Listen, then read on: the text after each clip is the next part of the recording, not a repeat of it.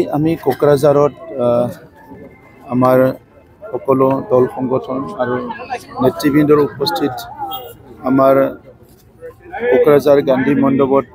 আমাৰ সকলোৰে মৰমৰ সকলোৰে আদৰৰ জুবিন গাৰ্গ ডাঙৰীয়াৰ শ্ৰদ্ধাঞ্জলি জনোৱা এটা প্ৰগ্ৰাম আয়োজন কৰা হৈছে। ইয়াত কোকৰাঝাৰ মিউনিচিপালিটি কেম্পাছত আমি সকলো আহি উপস্থিত হৈছোঁ আৰু আজিৰ সময়ত সমগ্ৰ অসমৰ কাৰণে শোকৰ দিন চলি আছে আৰু বড়োলেণ্ড অঞ্চলতো কোকৰাঝাৰতো আজি সকলো যোৱাকালিৰ পৰাই এটা শোক পালন কৰি আছে। আমি কোনোৱে ইমান সহজে ল'ব পৰা নাই আৰু পাহৰিব পৰা নাই। যিসকলে তেখেতৰ গীত মাত শুনে তেখেতসকলৰ কাৰণে তো আপোনে আৰু আমি বহুত ওচৰৰ পৰাই পোৱা আৰু তেখেত এটা সময়ত তামোলপুৰত আছিলে, মই তামোলপুৰৰে মানুহ, তো সেই হিচাপে আমি বহুত ক্লোজ আছিলোঁ আৰু আজিৰ সময়ত তেখেতে যিখিনি কণ্ট্ৰিবিউশ্যন অসম আৰু অসমৰ জাতি জনগোষ্ঠীৰ কাৰণে দি গ'ল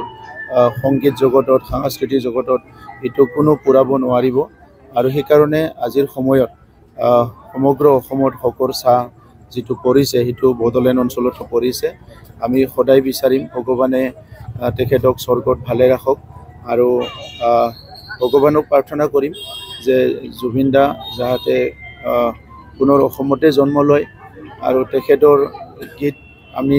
সদায় শুনিম আৰু লগতে আশা কৰিম যে অনাগত দিনত তেখেতৰ স্মৃতিত আমি বড়োলেণ্ড অঞ্চলতো বিভিন্ন ইনষ্টিটিউশ্যনছ, বিভিন্ন গভৰ্ণমেণ্ট প্ৰগ্ৰামছ আৰু বিভিন্ন মেমৰিয়েলছবিলাক আমি ইয়াতো কৰিবলৈ আমি এটা পদক্ষেপ ল'ম। জুবিন দা সদায় অমৰ হৈ থাকিব, অকল অসমবাসী নহয় বিশ্ববাসীৰ ওচৰত তেখেতে সদায় অমৰ হৈ থাকিব। আজি তেখেতক শ্ৰদ্ধাঞ্জলি জনাবলৈ আমি সকলো আহিছোঁ আৰু তেখেতৰ শৰীৰটো যেতিয়া আহি পাব আমি তেতিয়া তেখেতক সকলোৱে শ্ৰদ্ধাঞ্জলি জনাবলৈ যাম